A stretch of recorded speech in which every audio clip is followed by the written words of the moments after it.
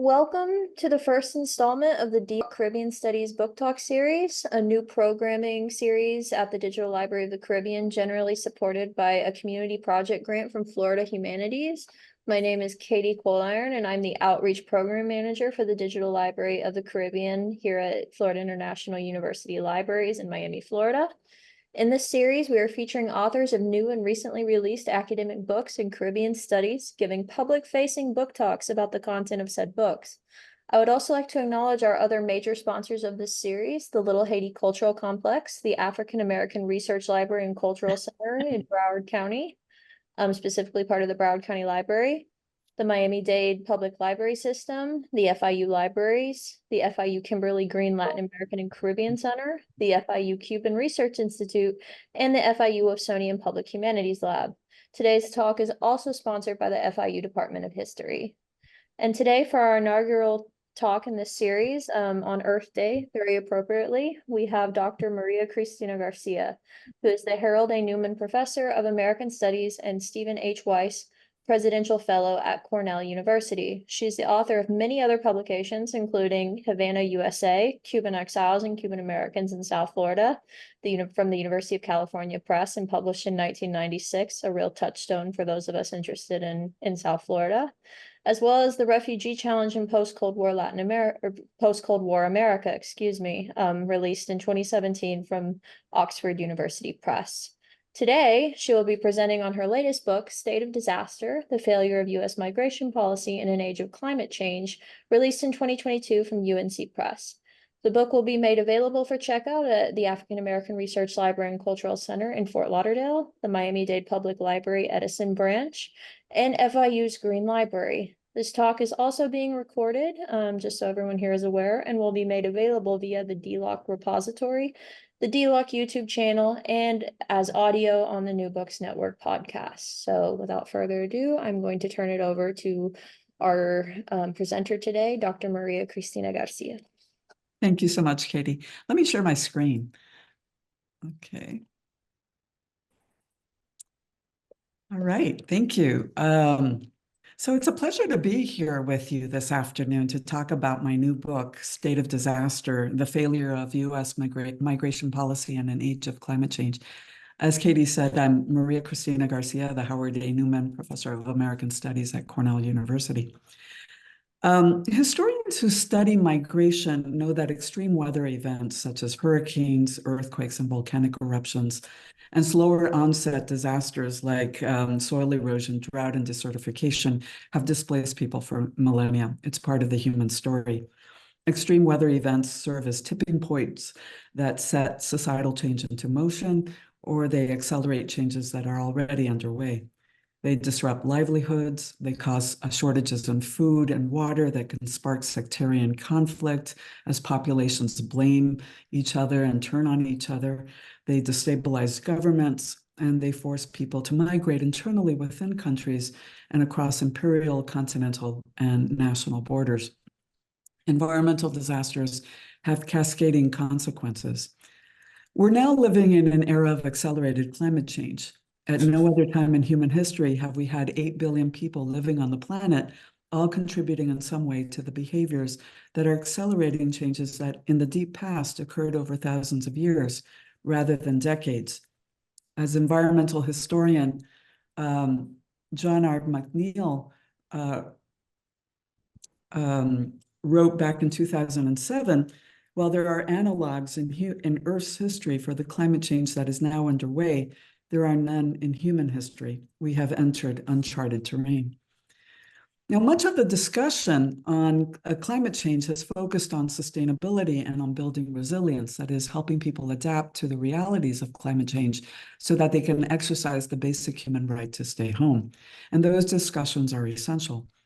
But how will we respond to those who cannot adapt to climate change, those who are permanently displaced from their homes and forced to migrate in search of safety and in search of economic opportunity? And this is one of the questions that I ask in this new book. How is the United States responding to climate-driven migration? And here's the short answer: they're not. But there are lessons that we can learn from the study of past policies that might guide future responses. So environmental disasters might be inevitable in a world of accelerating climate change, but human displacement and migration are not. They reveal the failures of nation states. Environmental disasters are always policy disasters, as this book reveals. They make evident inequality, violence, indebtedness, corruption, failed development policies. They make evident the legacies of war and colonialism. And so I believe that the countries of the region can do more to assist populations that are on the front lines of climate change so that they can adapt and exercise the basic human right to stay home. But we also need to get to work together with other nations in the region to accommodate those who, through no fault of their own, will be permanently displaced and will need new homes to relocate to. Those who are displaced by environmental disasters and climate change are called climate refugees, but most are not refugees under legal definitions of the term. The term refugee has a very precise meaning in domestic and international law.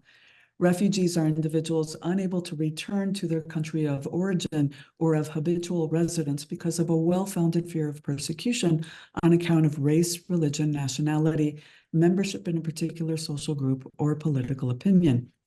Nowhere in this definition do you see any mention of natural disasters, the environment, or climate change. We may call someone a refugee, but that doesn't mean that our law views them as such. Now, when we look at the arc of U.S. immigration history, we see that the United States has occasionally accommodated victims of environmental disaster on an ad hoc basis. But at this moment, the United States does not have a fully formulated short or long-term response to climate-driven migration. Since the establishment of the first federal immigration laws in the late 19th century, the bureaucratic tracks for admission to the United States have prioritized three groups of people: those who have skills that are necessary to the U.S. economy, those who seek to be reunited with members of their family, and those who seek political asylum.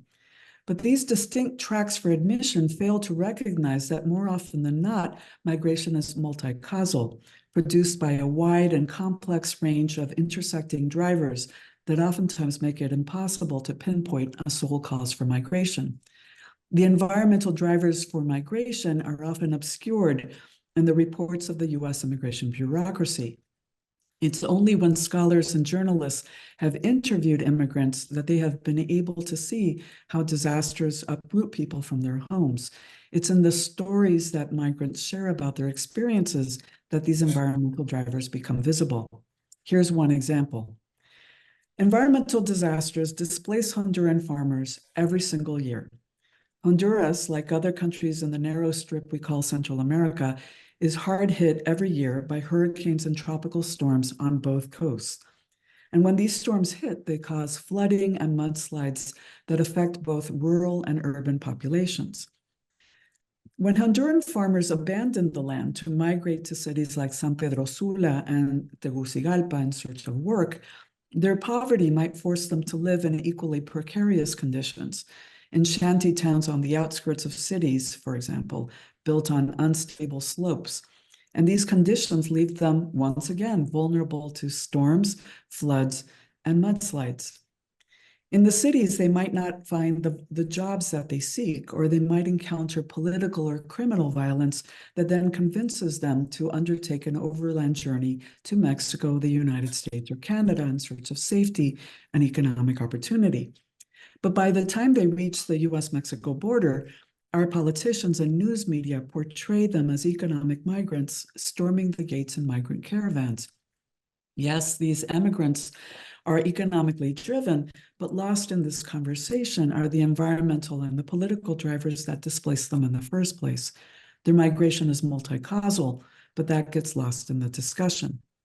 They won't call themselves climate refugees. That term is very likely not in their vocabulary, but the stories that they tell speak to the difficulties of farming on an ever-changing landscape in countries that face back-to-back disasters, giving them little breathing room to recover. People like this Honduran farmer are not prioritized for admission to the United States, and there is no mythical line where the farmer can patiently wait to get a visa to the United States. The US bureaucracy doesn't work that way. At present, temporary protected status is the legal track in the immigration bureaucracy through which the United States accommodates people affected by natural disaster. The 1990 Immigration Act created a statutory provision called TPS. Those unable to return to their countries of origin because of an ongoing armed conflict, an environmental disaster, or other extraordinary and temporary conditions could remain and work in the United States until it was safe to return. There is a catch, however. In order to qualify for TPS, one already has to be physically present in the United States at the time that the armed conflict or environmental disaster took place. One cannot migrate to the United States in order to receive TPS. It doesn't work that way. So who qualifies for TPS then? Well, it's those in the United States who are here as tourists, as students at colleges and universities like FIU, business executives, those on temporary work visas. They are the principal beneficiaries of TPS because they are already in the United States at the time of an armed conflict or environmental disaster. But also undocumented workers can also qualify. Individuals with TPS do not receive federal welfare assistance, but they do receive the right to work. And while they live and work in the United States, TPS recipients are investing in the US economy through their labor, but also by paying payroll, Social Security, state, and sales taxes. The Central American countries of Nicaragua, Honduras, El Salvador, and the Caribbean countries of Montserrat and Haiti are among the 22 countries whose nationals have qualified for TPS at one point or another over the past 3 decades. All of the Central American countries and all of the Caribbean countries have qualified because of environmental disasters in their homeland. TPS is based on the understanding that countries in crisis need time to recover. If nationals were to return home abruptly in very large numbers, they would have a destabilizing effect on that recovery. TPS is also a recognition that nationals living abroad can help in a country's economic recovery by sending home millions of dollars in remittances, which they do every single year. El Salvador alone receives over $1 billion in remittances every single year from its nationals living in the United States and in other countries. But in a world of accelerating climate change, TPS cannot be our only response, our only immigration policy for dealing with environmental disasters. So let me give you one example from my book to demonstrate the limitations of temporary protected status for dealing with climate migration. Hurricane Mitch was the 13th hurricane of the 1998 hurricane season. By the afternoon of October 26, Mitch had reached the northern coast of Nicaragua and Honduras as a Category 5 hurricane with a surface wind velocity of 180 miles per hour. The hurricane caused torrential rainfall, flooding, and mudslides. Hurricanes are not unique to this area, as I said earlier. The isthmus we call Central America is routinely hit by hurricanes and tropical storms that form in both the Pacific Ocean and in the Caribbean Sea. Over a 20-year period from 1996 to 2016, one or more Central American countries took a direct hit from 28 major hurricanes and from 20 tropical storms. This area is also vulnerable to volcanic eruptions, earthquakes, and windstorms. The countries of the region form part of the Central American Volcanic Arc, a chain of 100 volcanoes roughly 900 miles long, some of which erupt on a regular basis. 5 of Nicaragua's 21 volcanoes, for example, erupted 48 times between 2001 and 2017, scattering debris in the valleys below. Drought is also another challenging feature for this area. El Salvador, Guatemala, Honduras, and Nicaragua form part of the Central America Dry Corridor, a geographic area stretching from southern Mexico to Panama that is particularly vulnerable to El Niño Southern Oscillation events. It's not uncommon to see intense rain and flooding in one sector of the isthmus and drought in an adjacent area. Whether by flooding or drought, These environmental disasters affect agricultural production and cause food insecurity for the over 1 million workers who rely on seasonal and subsistence farming. And Central American countries have demonstrated varying capacities in recovering from these so-called natural disasters. When Hurricane Mitch struck in 1998, it made evident the poor city planning and inferior building constructions across Central America. It revealed the unsustainable agricultural, forestry, and ranching practices in many parts of Central America that created deforestation and unstable mountain slopes that resulted in mudslides that buried entire towns. But the hurricane also made obvious the deep-rooted inequality, since it was the rural and urban poor, especially women, children, the elderly, and indigenous and Afro-descendant peoples, who were disproportionately killed or uprooted from their homes, lands, and livelihoods.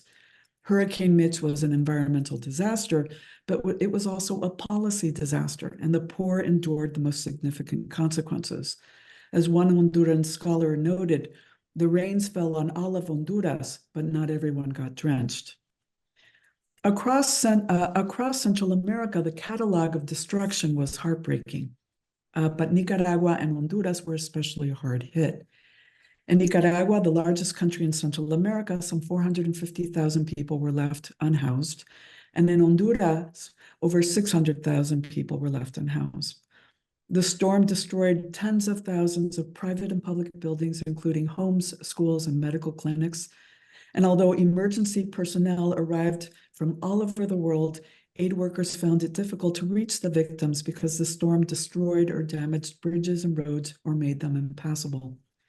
To make matters even more dire, the flooding and mudslides unearthed and changed the location of landmines left over from the Sandinista Contra War, killing many of those trying to clean up the hurricane's debris. Farmers suffered the heaviest losses in export crops such as bananas, sugarcane, rice, grain, and vegetable crops.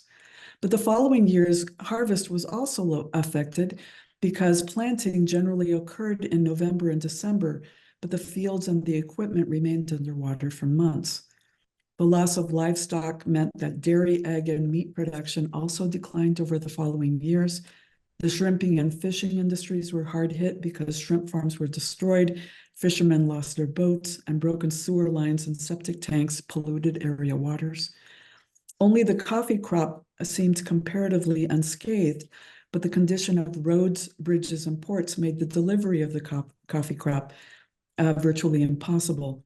3 months after the hurricane, the Pan American Highway that links the nations of Central America was still underwater, and major ports were still too damaged to handle regular shipping traffic.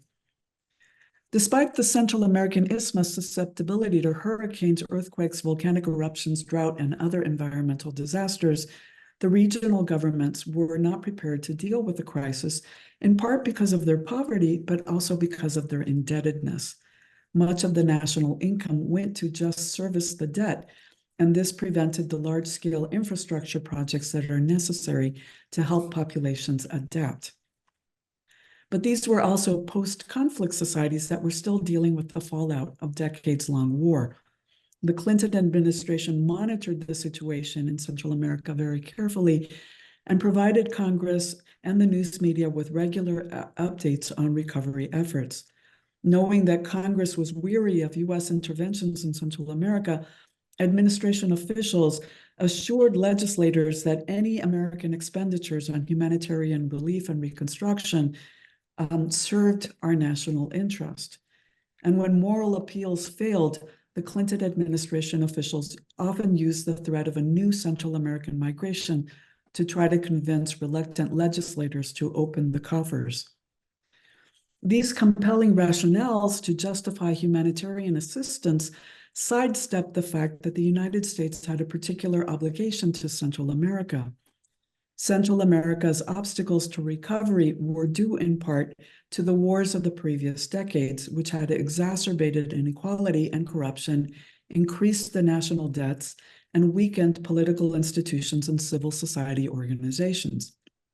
The United States had been a complicit actor in these wars, which some called proxy wars, The United States had used Honduras as a base for launching a covert war against the Sandinista government in Nicaragua in the 1980s, for example, and that had forced both Honduras and Nicaragua to redirect economic resources towards their country's military and national security.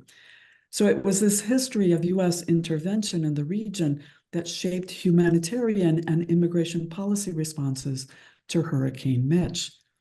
Over the next 5 years, the United States invested billions of dollars in Central America's recovery from Hurricane Mitch through humanitarian relief, but also the deferral of debt repayment, not debt forgiveness, but the deferral of debt repayments.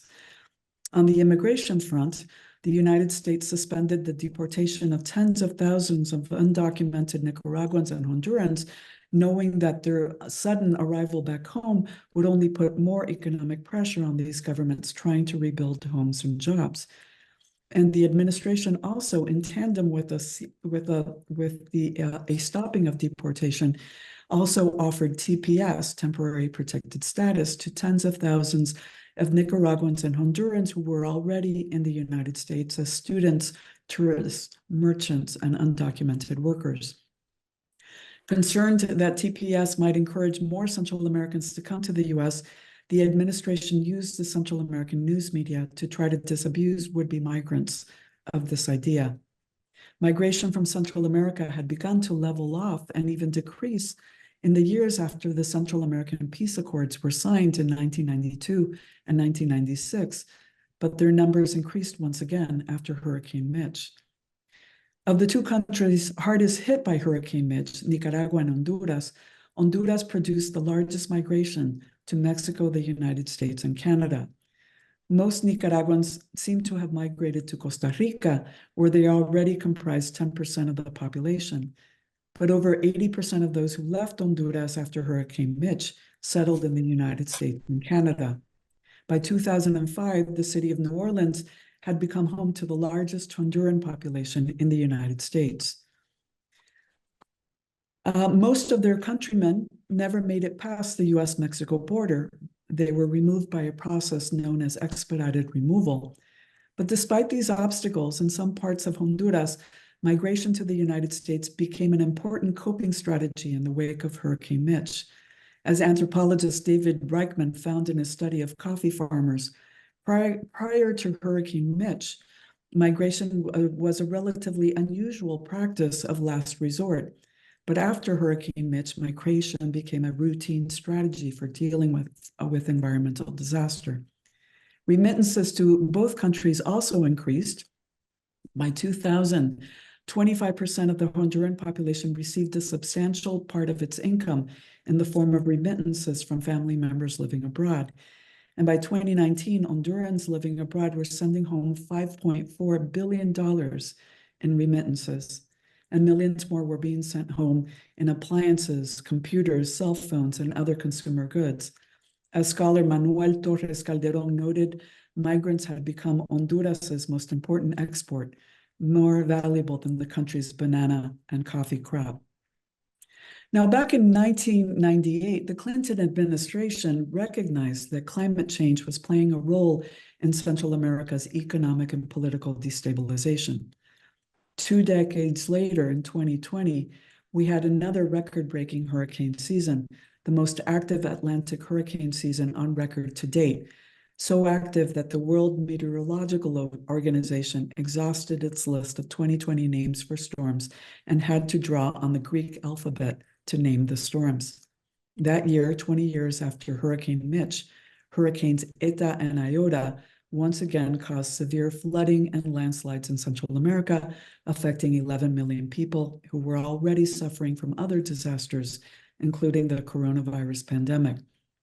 Like Hurricane Mitch 22 years earlier, the two hurricanes, excuse me, which drove through Central America as Category 4 storms, devastated both rural and major metropolitan areas and washed away homes, schools, businesses, roads and bridges, flooded agricultural fields and damaged infrastructure. Once again, citizens crowded into temporary shelters, only now the cramped conditions made the spreading of COVID-19 an additional threat. Though aid workers arrived from all over the world, to assist with relief and recovery efforts. Many believed that it would take at least a decade or more to recover from these new sets of storms. As scholar Manuel Torres Calderon noted, in a short period of time, the hurricanes had become two more in a long list of tragedies for Central America, and Central America had become ground zero for climate change in Latin America. In a region suffering from poverty, debt, and other natural and human disasters, it's not surprising that Central Americans once again resorted to the age-old coping strategy of migration. But this time, Central American migrants have encountered a much more hostile Trump and Biden administrations. To come back to the topic of TPS, the 3,000 Nicaraguans and 60,000 Hondurans who currently hold TPS because of Hurricane Mitch have lived in legal limbo for almost a quarter century. For most foreign nationals, TPS is usually rescinded after a few years, and they are ordered to return home. In the case of the Hondurans and Nicaraguans of Hurricane Mitch, however, TP has been repeatedly extended every 18 months for over 2 decades because conditions are too unstable for them to return home. This has created a population that holds a liminal status in the United States. These Central Americans have built homes, families, and businesses here, but they have no chance of permanent residency unless Congress creates a path for them. They are both part of the nation and yet outside of it. Nicaraguans, Hondurans, and Salvadorans account for 80% of all TPS recipients in the United States, and all have qualified because of environmental disasters. So I hope that you can now see that in a world of accelerating climate change, TPS cannot be the only way that we respond to those who have been affected by environmental disaster. And my book highlights other case studies that also make this evident. For decades now, humanitarian advocates in the United States have called for a reevaluation of U.S. immigration and refugee law in order to grant temporary and permanent protection to a wider range of populations who are currently excluded by law from any consideration. Some advocates, for example, have called for the revision of refugee law to include a more expansive definition of refugee, one that takes climate change into account. And others have called for the creation of a separate but complementary track for admission. Either would be a recognition that the United States, like other developed nations, has a responsibility to assist those who are currently on the front lines of a global crisis that they did not create. In 2019, Senator Edward Markey and Congresswoman Nydia Velázquez introduced the first bills of the 21st century to accommodate climate-displaced persons. The bills failed to pass, and they were reintroduced in this current legislative session. If these bills ever pass, which at this point looks highly unlikely, they will authorize the president to set a quota for climate-displaced persons every fiscal year at the same time that the president determines the refugee quota. The bill also requires the United States to identify populations that are vulnerable to climate change and assist their countries with infrastructure and other adaptation projects so people can exercise that basic human right to stay home. The climate forecasts for the next 50 years are daunting, making climate change the most important challenge in world affairs today. Every nation, including the United States, is and will continue to be affected by accelerating climate change and will have its own climate migrants within its borders. The urgency of addressing these issues cannot be ignored. There are currently 84 million people around the world who have been displaced from their homes, and more than a quarter of them have been displaced for environmental reasons. But the projections for the next 3 decades are staggering, ranging from 100 million people to 1 billion people will be projected to be displaced by climate change. But the truth is, we can't project with any certainty how many people will be displaced because so much depends on how nations respond to climate change moving forward. As one World Bank study noted, if the international community works together to mitigate the effects of climate change, Migration can be reduced as much as 80% by 2050. So we need to respond on multiple tracks at once. We need to continue to offer humanitarian assistance to those who are affected by environmental disaster. We have to help communities adapt to the realities of climate change in their housing, infrastructure, and agriculture, so people can exercise that basic human right to stay home. We have to change the policies that have impoverished and indebted populations around the globe, leaving them on the front lines of a climate crisis that they did not create. And collectively, we have to accommodate those who have been or will be permanently displaced from their homes through managed resettlement programs. And then ideally, we have to address the individual and collective behaviors that are accelerating climate change in the first place. These are the challenges of the present and of the future. And I welcome your comments and questions. Thank you so much for your attention. All right, thank you so much, Dr. Garcia. So now we have some time for questions from those present. So if anyone has a question, please just use the raise hand function and I'll call on you in the order that I see you. So if we have any questions, please go ahead and raise your hand via Zoom. Or if it's easier, you can, if you have your camera on, I can see you there. But let's see, do we have any questions? All right, I'm going to ask a question first, and we'll see if anyone else from the group joins in after. So I'm just very curious, as someone in a graduate program in history, I always like to ask authors of academic books kind of why this project and at this time. So that's I really would be curious to ask you to hear more about the origins of this work. Thank you. Thanks for that question, Katie. Yeah, this is a book. I mentioned earlier that it's in the stories that migrants tell that environmental drivers become visible. And when I wrote my second books, Seeking Refuge, Central American Migration to Mexico, the United States, and Canada, I conducted some interviews for that book that never really made its way into the book. And in the course of that conversation, even already in the 1990s, there were people who were talking about the environmental disasters that they encountered, every single year, and how those environmental disasters had displaced them and requiring them to move into urban areas. And so at the time, I just, I tucked that idea back in the back of my head. And then as I continued working on other studies of refugee migrations, again, in the course of interviews, many people started making reference to environmental disasters as one of many reasons why they were leaving their homes, why living in their countries or remaining in their countries was just not possible, right? And so I realized that this was a story that needed to be told, and so that's what led to this particular book.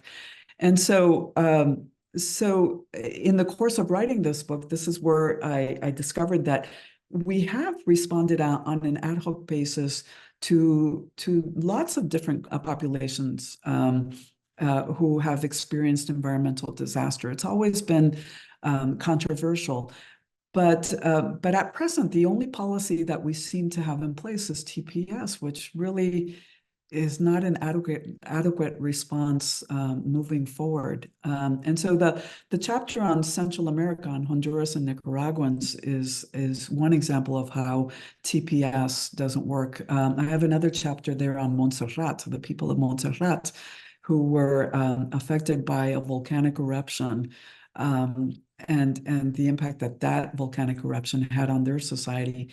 And again, that chapter also illustrates how TPS is not an adequate response.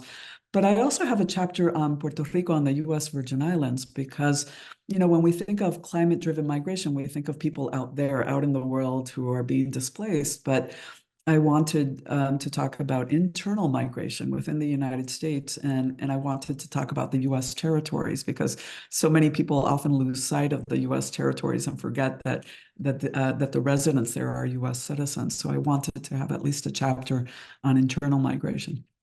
So thank you. Thanks for the question. Thanks for your answer. I see a question here in the chat, which, by the way, if anyone else feels more comfortable putting a question in the chat, that's totally fine. This is from Jean Rosenberg, faculty member here at FIU. How can environmental refugees be distinguished in practice? As you pointed out, the different drivers of migration often overlap. And then he mentions Puerto Rico / Hurricane Maria. So Right. Yes, absolutely. Yes, my chapter on Puerto Rico and the U.S. Virgin Islands looks at the impacts of Hurricane Irma and Maria on those societies and on migration to the continental United States.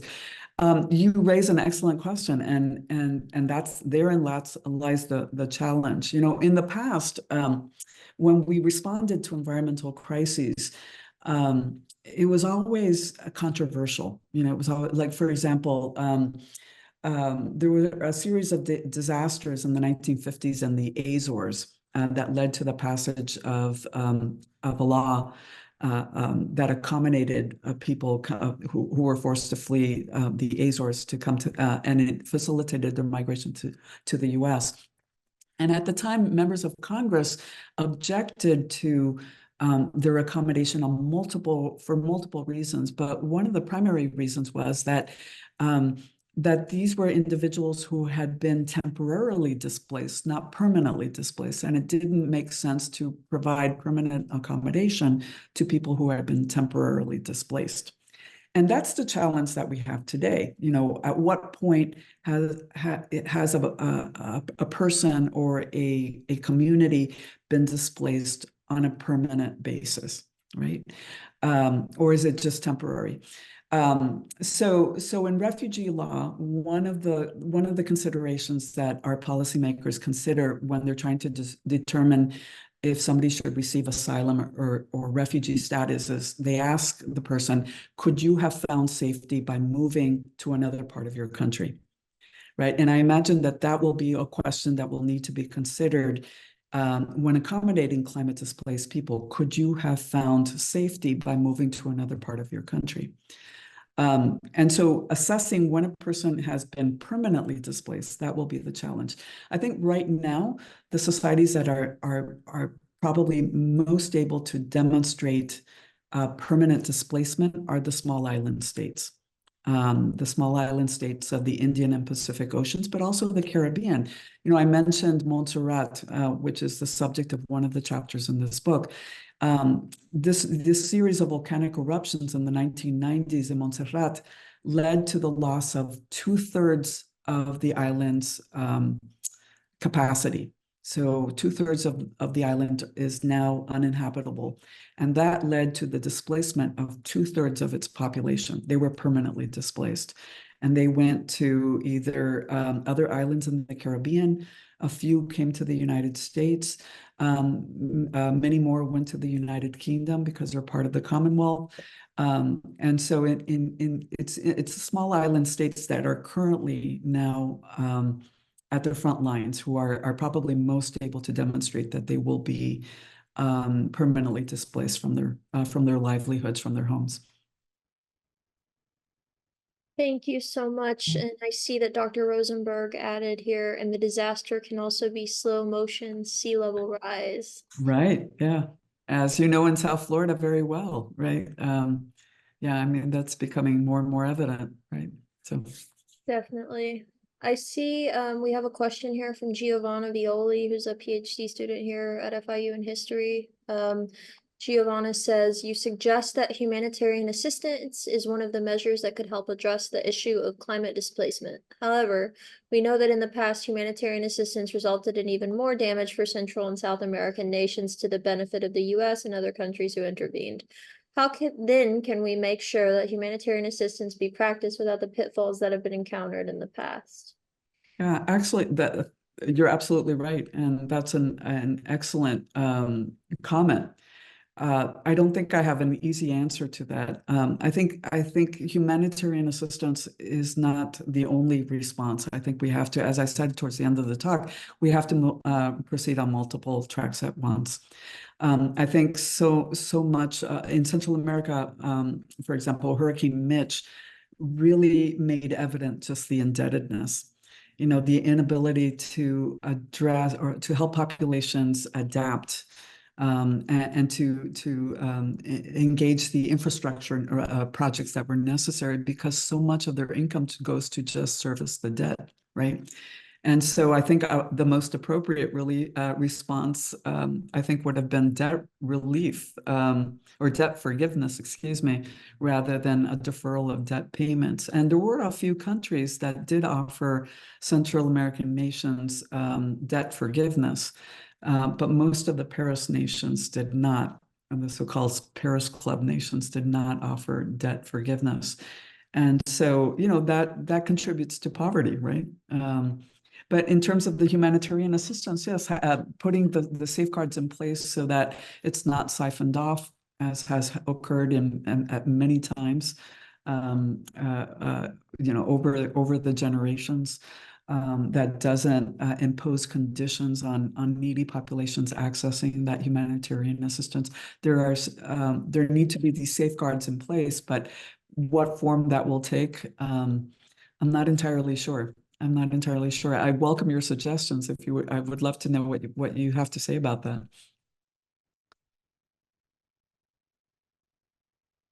All right, do we have any other questions here in the group? Don't be shy. I also welcome pushback. Feel free to disagree with me.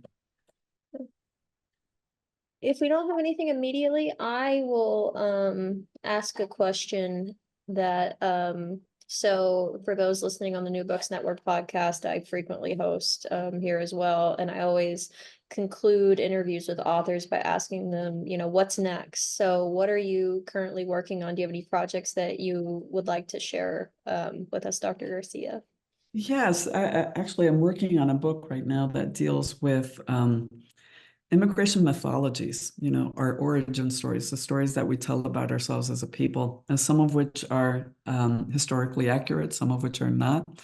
And it's a project that has absolutely nothing to do with refugees. I've spent my entire career writing about refugees and asylum seekers, and I feel a need to work on something different. And this is a book that comes out of a class that I teach here that is very popular with students, where we look at some of the myths that we have about immigration to the United States. And by myths, I mean origin stories. And we examine every week, we take a new one and we examine, what's correct about it, what is incorrect. We try to complicate the story, the discourse. And yeah, it's a lot of fun. So I'm hoping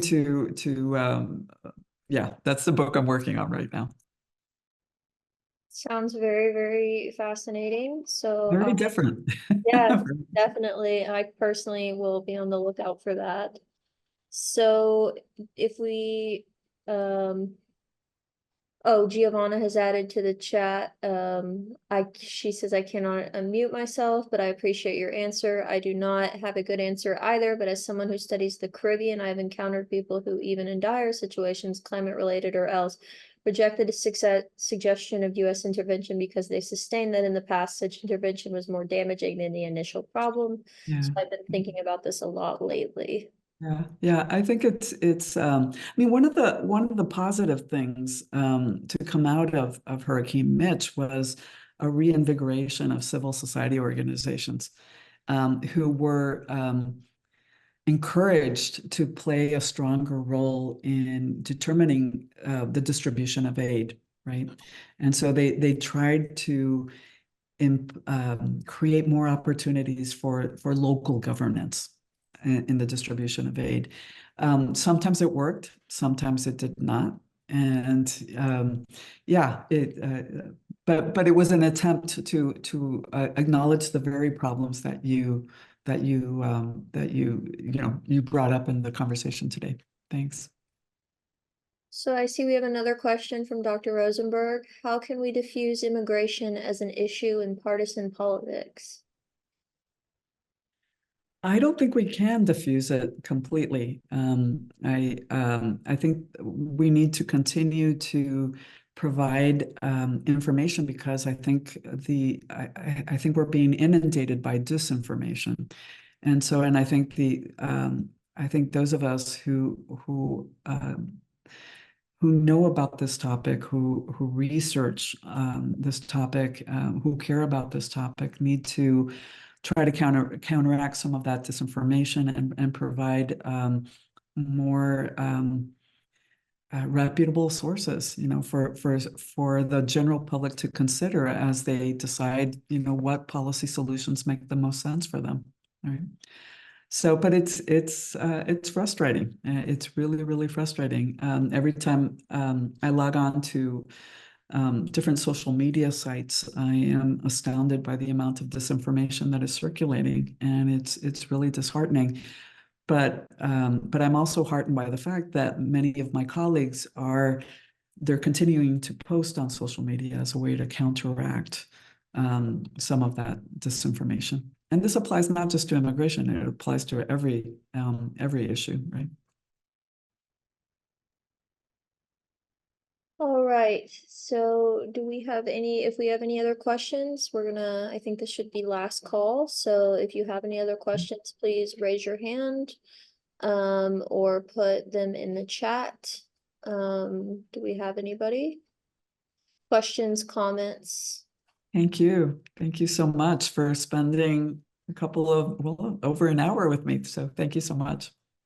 Yes, thank you so much. This has been Dr. Maria Cristina Garcia talking about her latest book, State of Disaster, The Failure of U.S. Migration Policy in an Age of Climate Change, released in 2022 from UNC Press. Just as a reminder, as part of this programming series, these talks will be recorded and made available via the dLOC repository YouTube channel and as audio via the New Books Network. And the book itself will be available for checkout here at FIU's Green Library, as well as at the Miami-Dade Public Library Edison Branch and the African American Research Library Cultural Center, which is part of Broward County Library up in Fort Lauderdale. So I would just like to thank once again Dr. Garcia for being here with us today. And for those, everyone here, please keep on the lookout for our future events in this programming series. Our next event will be on May 30th in person at the African American Research Library, featuring Dr. Danielle Boaz, author of Voodoo, The History of a Racial Slur. So be on the lookout on dLOC's social media channels for that. Thank you all again. Thank you. Thank you so much.